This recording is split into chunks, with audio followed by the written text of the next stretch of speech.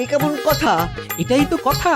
মহারাজ পেট ভরে খাওয়াচ্ছেন অল্প মূল্যে বা বিনামূল্যে, কিন্তু পেট খালি করার ব্যাপারটা যে তোমাদেরই সামলাতে হবে। কি আর করা যাবে, এখন ওই মোহর দিয়েই তাহলে কাজ সারতে হবে। এই দেখুন মহারাজ, যা খরচ হয়েছে তার দ্বিগুণ লাভ হয়েছে।